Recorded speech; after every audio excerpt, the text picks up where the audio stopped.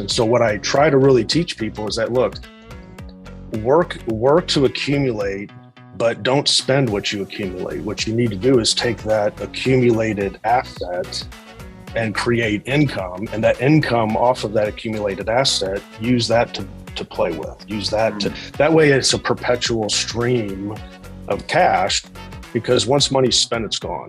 They took like 20,000 people and they said, what is it that helps you feel the most healthy? Like, so they just basically were asking people psychologically, what is it that makes you feel healthy? And the highest percentage of people said, when my finances are solid, I feel healthy. I asked this, like, if things I thought were true were actually wrong, when do I want to know?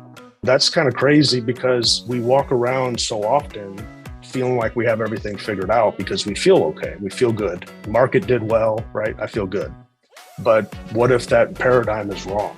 Wow. Good questions to ask yourself. It kind of keeps you in check.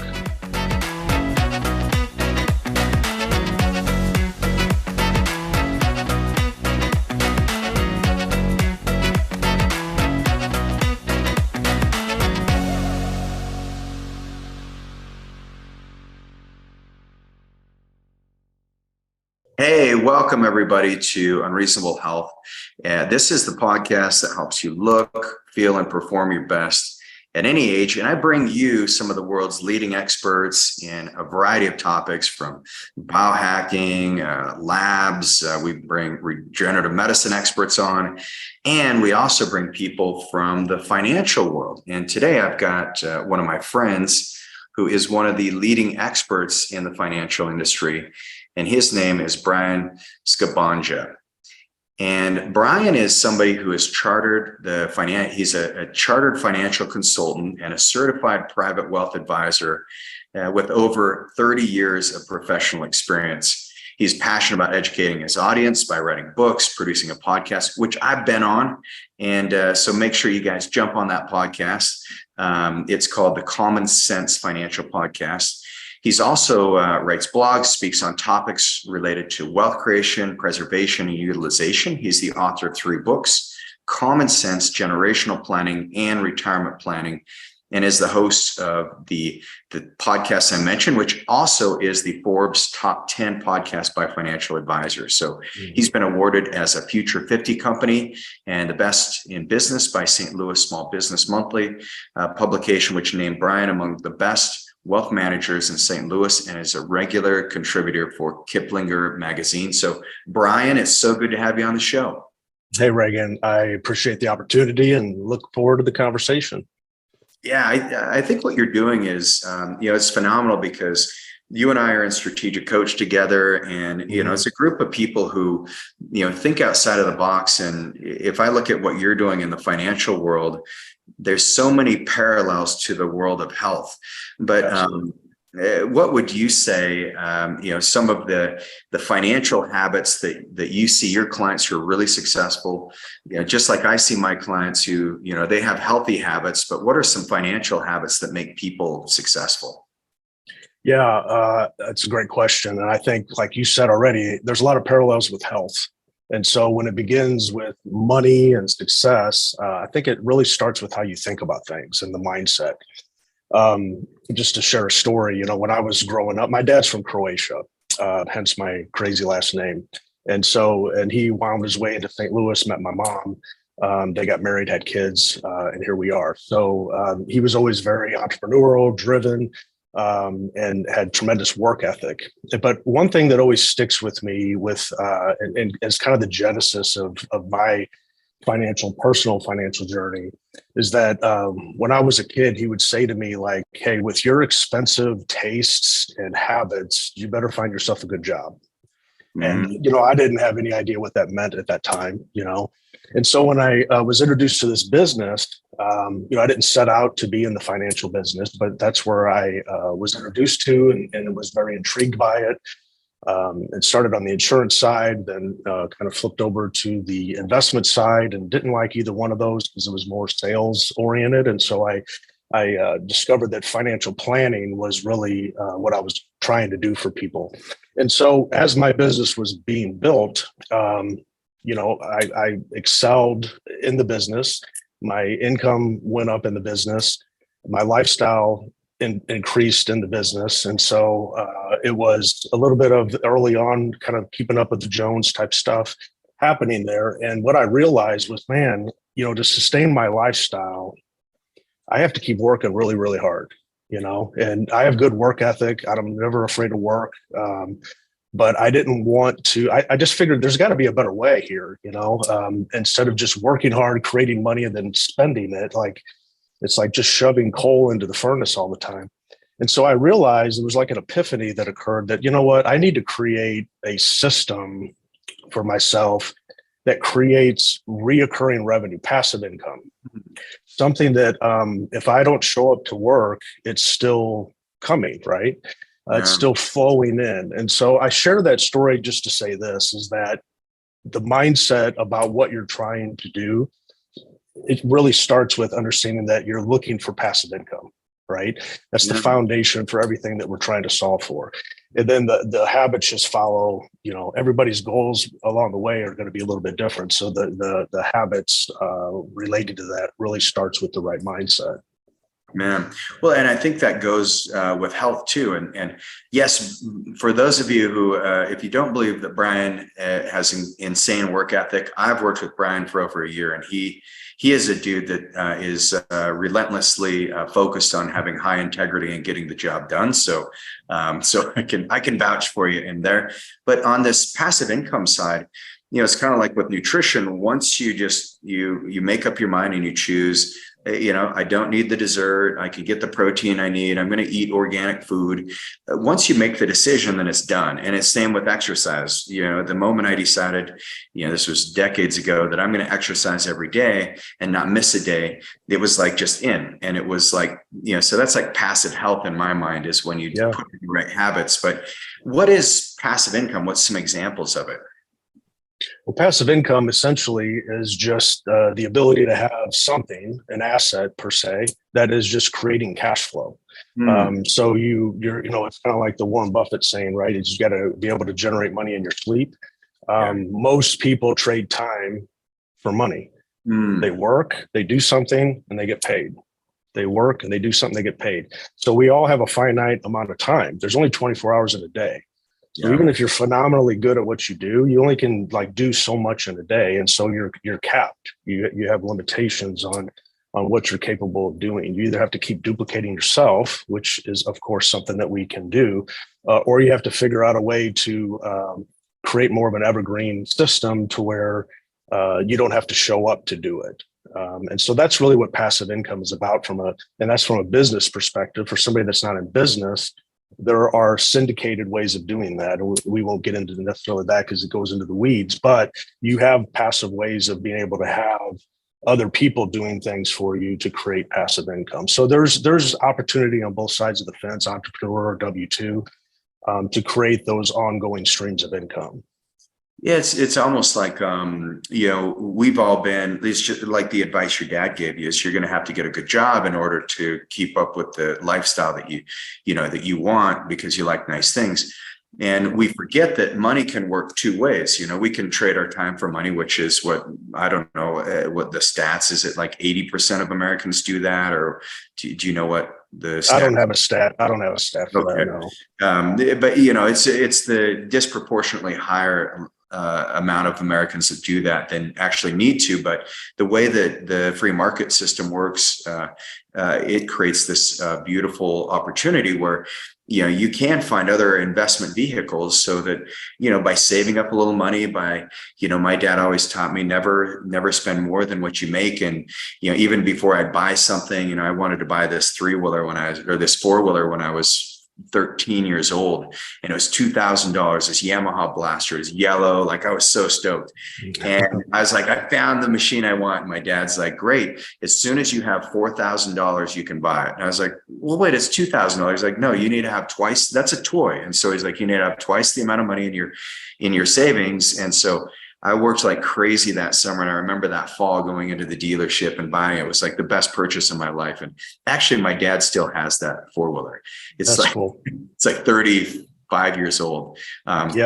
What would you say like some healthy financial routines are for people to do on like a day-to-day or week-to-week basis, so that money doesn't feel so overwhelming and stressful? Yeah, and I'm going to take what you had just talked about a second ago is about accumulating money and then spending it. What I try to part of my epiphany of creating passive income is trying to create the same mindset with my kids and my clients. And so what I try to really teach people is that, look, work to accumulate, but don't spend what you accumulate. What you need to do is take that accumulated asset and create income, and that income off of that accumulated asset, use that to play with, use that that way it's a perpetual stream of cash, because once money's spent, it's gone. So that's definitely part of that mindset. But I think routines, financial routines, I mean, I just parallel it like you already have done with health and exercise.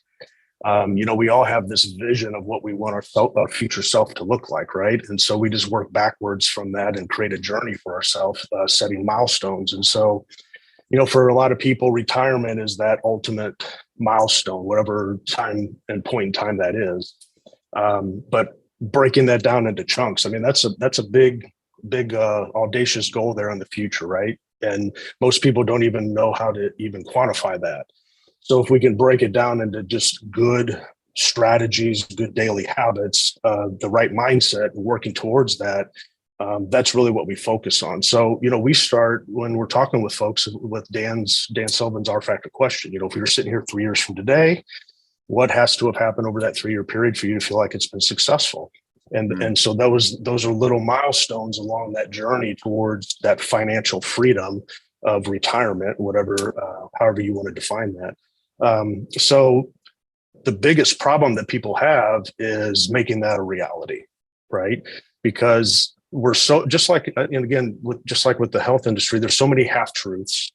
There's a lot of misinterpretation of data and concepts, and there's a lot of following of the herd. It's like the saying is, like, you look around to your closest friends and that's your future. So we have to step outside of that box. I didn't have a stat earlier about, how many people are passive income versus accumulation, but there's a reason why they say there is the top 1%. I don't know if that's the percentage we're looking for, but the wealthiest people, the most successful people, the healthiest people, right? They're doing things completely different than what the mainstream's doing. So for us to replicate what the mainstream's already doing, we're just following the herd and leading to the results that most everybody gets, which is not very favorable, right? Either being, having very limited amount of savings or being unhealthy. Those are where the status quo leads. So it is difficult to filter out this information, and quite honestly, it's hard to do by yourself without having some filter, some way of processing all of that, right? So when it comes to finances, people are thinking a lot of times, well, if I put money in an emergency account, if I have some sinking funds, and then if I have my money going into the retirement account, that I have things, on track. It's kind of like, again, just the parallels with health is like, if I feel okay, everything must be good. And that's the thing with finances too, is that, well, if I can pay my bills every month, I must be good. There's more to it, right? And unfortunately, people don't really realize that, and they find themselves in situations that they now realize was a mistake. But until you're at that point of reality, you don't know that you're making a mistake. And so having that flashlight shining ahead of you, having the right mindset, having the right tools, having the right strategies, knowing what it's right for you to be doing. I'd rather know that now than know that later. Right?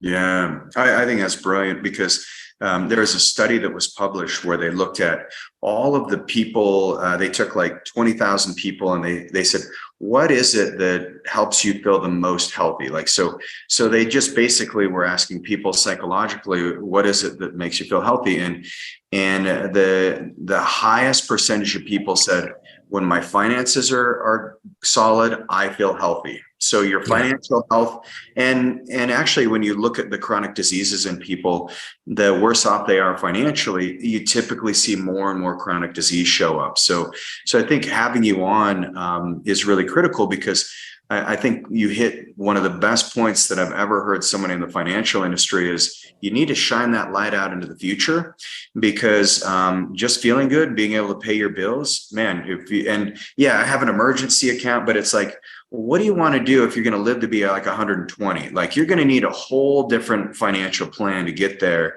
And everyone working with me is going to live far beyond 120. So you guys better get, think about things financially. But if you look at, maybe when it comes to people budgeting for health, do you have any like insights on what would be smart as far as what people should be considering when maybe they're retiring, or maybe they're trying to look for, like a tax saving vehicle or some way to invest in their health for the future? That's, that gets into a lot of detail with everybody's situation being a little bit different. I think that, like we've already said, setting the right mindset, like, what are you really trying to accomplish? So when people are like, most people that come to me, they're striving to accumulate money, and they often equate their success to what their account balance shows. So, hey, my investment statement shows $10 million. So I think I'm okay. Like, it's a question mark, right? I think I'm okay. I've got this money. Well, what the better measuring stick, as opposed to an account value, is how much income are you receiving? So if somebody is living on, I'll make up numbers, if somebody's living on $10,000 a month, what does $10 million mean to that? I mean, it's a lot of money, but what does it mean? Well, how does that compare to the 10,000 a month you need? So the right measuring stick is, what assets are you receiving income from that's replacing that 10,000? Because financial freedom is about cash flow. It's not about how much money you can have. $1 billion sitting in the bank, but if it's not providing cash flow, you're just spending your money. Like, you're chipping away at your resources. So I think that's one of the biggest things is with mindset, because most people, in my opinion, have it wrong. They're so focused on rates of return. They're focused on what the next best thing is, as opposed to really understanding that what you're doing is you're stacking income sources, right? For most people, if for a business owner, it's having multiple streams of income, right? Yeah. So where you can work on one business and maybe have the other ones creating income for you as well. So you don't have to, again, trade time for money. So that to me is the biggest starting point, is realizing what the goal really truly is. And then it branches out from there. I mean, what type of investments people use, or what tax strategies come into play, or what legal work's required.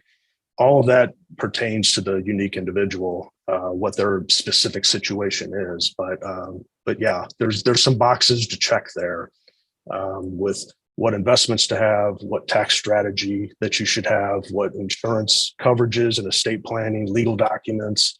It takes a team to pull that together, to shine that light ahead, to know what it is you really should be focused on.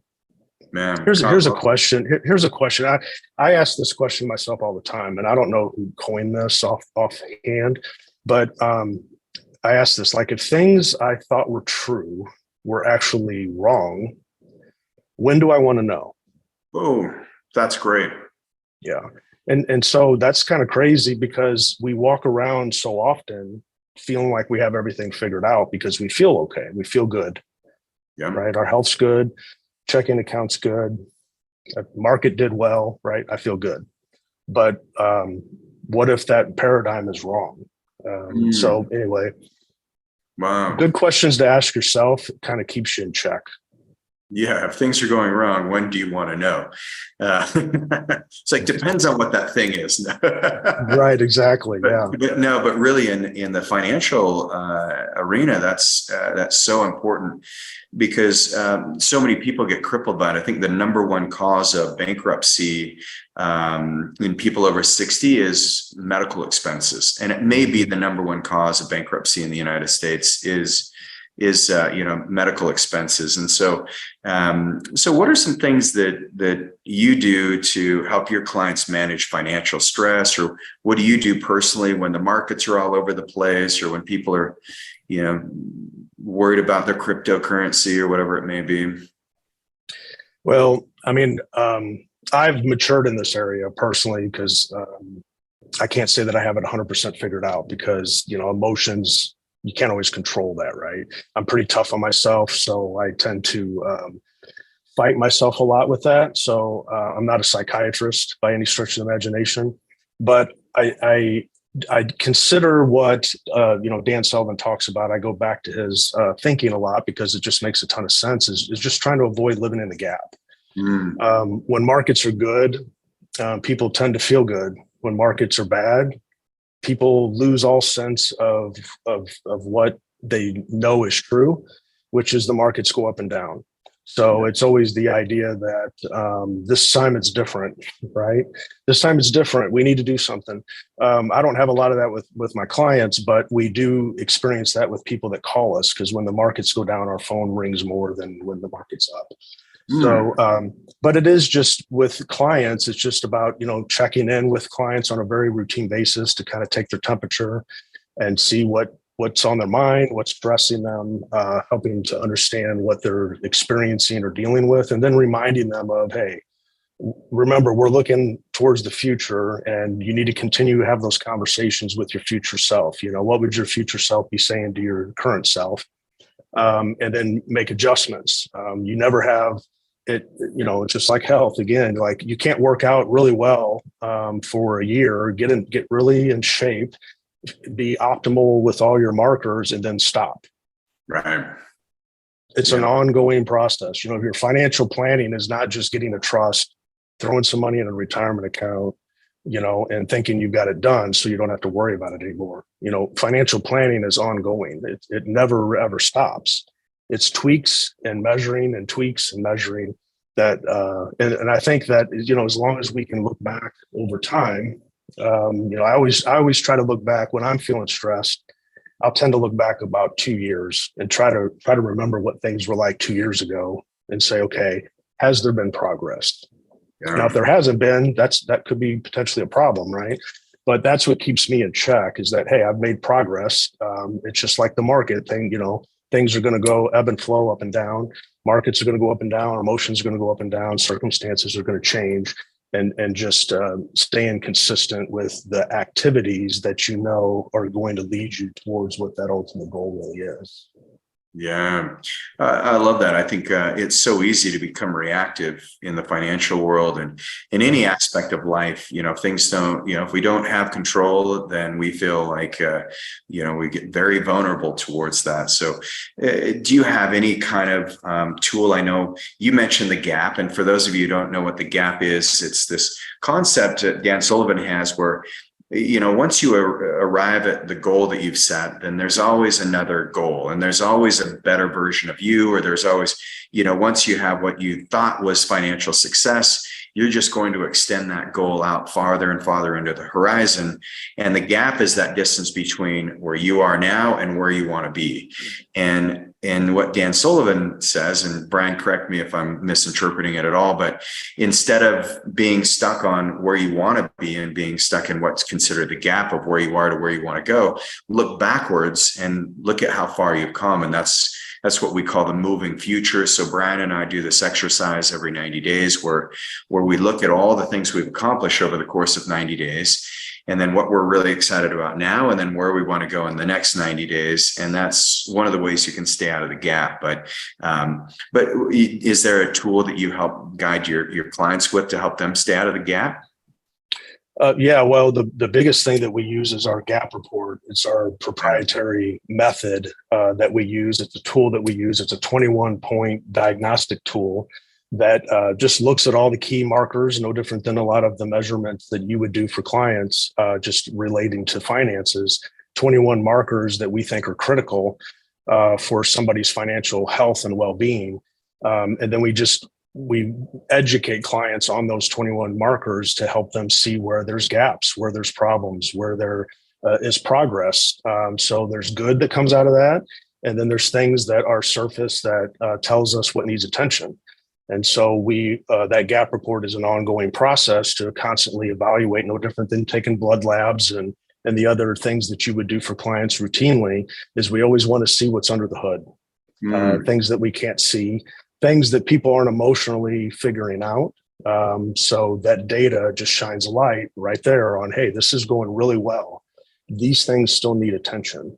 Or, hey, things have changed for you. This is what we now need to be focused on. And so that is a tool that we use that we have found tremendous success from.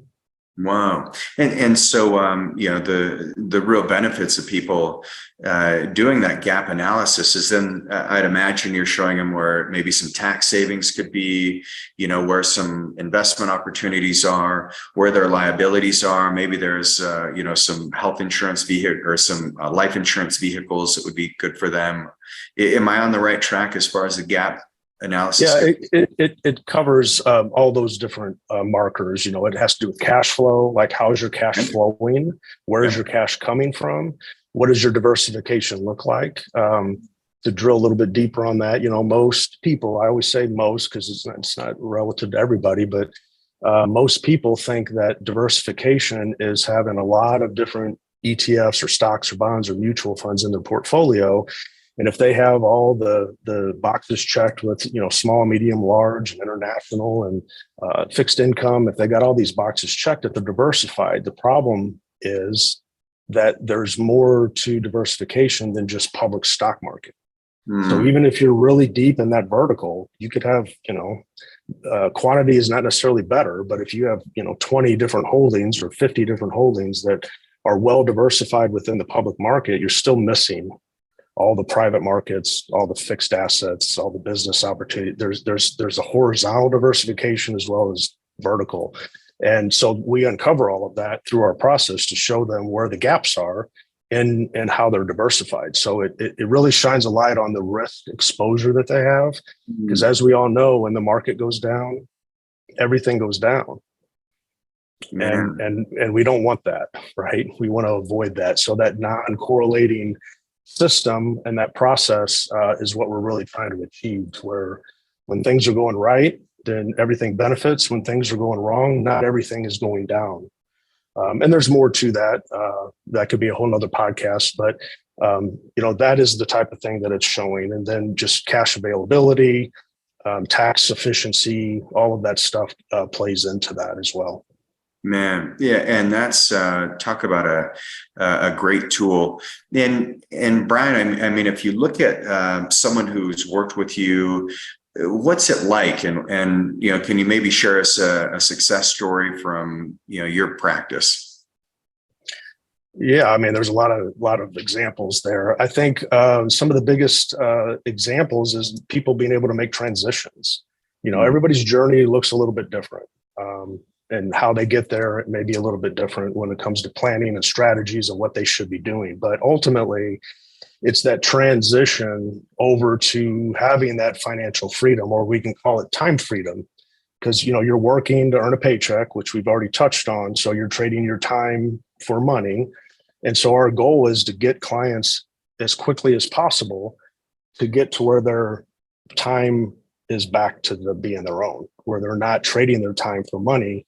They've done the planning to create those assets to that replaces the need for them to have their time, rented out. And so their cash flow is coming in from all the work that they've done. And so that's really the experience that we're trying to get clients to. And then once they have built that structure and moved into what we call our assets to income program, which is our another trademark program that we have that leads people into how to create passive income. Then we move them into more of our legacy programs where we're, if you've got all your boxes checked with having enough cash flow, you're tax efficient, things are really good, all your markers are good, then we need to start thinking about what the legacy is. Like, what is your charitable intentions, what's your family intentions, what's your legacy intentions, and start building that out for clients, because that's when it really gets exciting, right? So building wealth, having passive income and having your time back, that's super exciting. And then having the ability to create a legacy, that is very meaningful. And so that's the progression that we try to take clients through over time. And how quickly people get there, of course, depends on their circumstances and how disciplined they are and how committed they are to the system.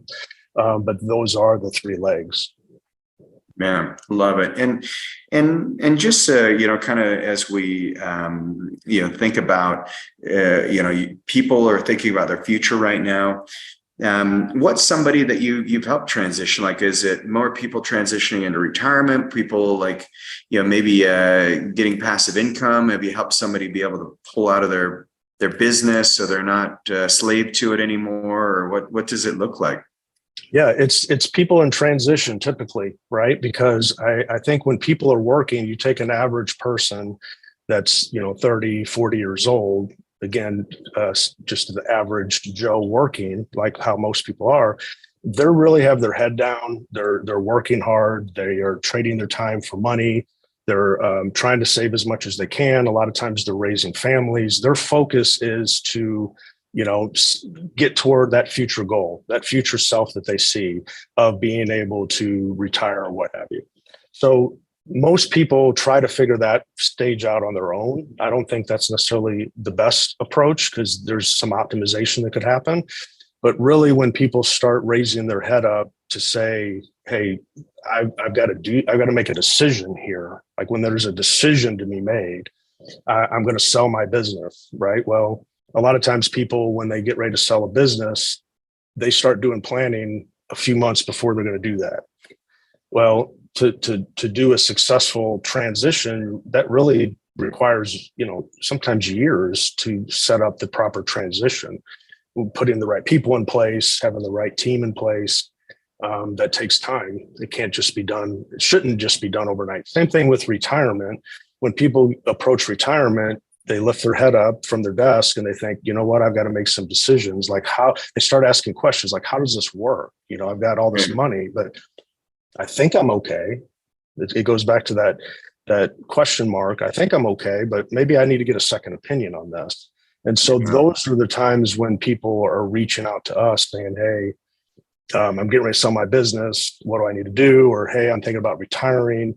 What do I need to do? If I could communicate to people years before they come to that epiphany, and get with them to help them properly map that and help them properly get things in order, they would have a better outcome. So the landing of the plane takes time. It's not just a quick transaction, which so many people think about. They think about just that transition of retiring, like going to work on Friday and then having a perpetual vacation on Monday. That's as far as they've gotten in their mind. And I think it's the same thing with business is, you want to sell the business and everything and all the energy and stress going into that sale. That's, that check in hand is where their thinking stops. Yeah. And I have to help them think before that, of course, and then think longer after that. Like, okay, so because that's where the tax problems come into play when you're not thinking about what is after that. So there's a lot of tax strategy that's involved, but if you wait to the last minute, there's not always that opportunity to make the right tax decisions. It's more just getting the transaction done. So, but the success of it is really just being able to help people transition. So you're again working, running a business, you're selling a business, or you're retiring. It's positioning those assets to where you can have that time freedom. Because I had a business owner in the office this week selling a business, and exactly what we were just talking about. All this focus and attention is on selling the business. And I got him to open up today about, hey, let's get past the business. Okay, you've sold it. Think about that. You sold it. What are you going to do? Like, how are you going to spend your time? Because as you know, entrepreneurs are driven to do things. Right.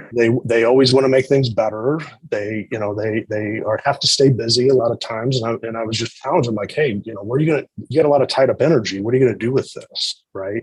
And it kind of left him a little perplexed. Like, I'm not quite sure what I'm going to do. But we can meet his income objective through the sale, creating the right assets to create income.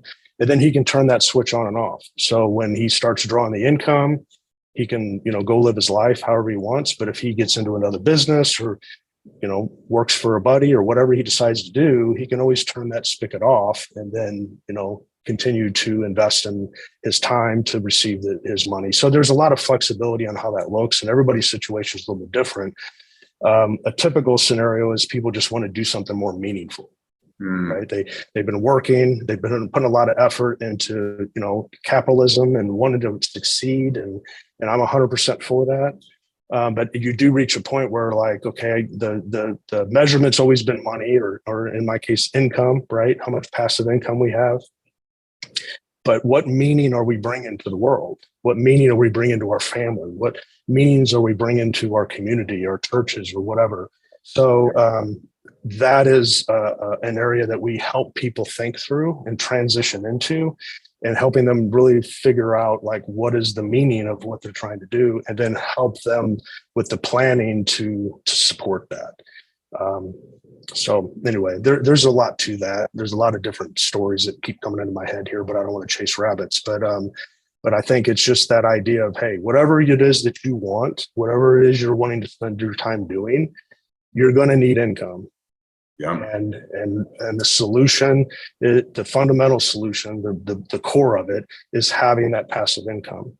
And so that's always the success of, hey, taking an asset, whatever that may be, creating the income so you can go live your life.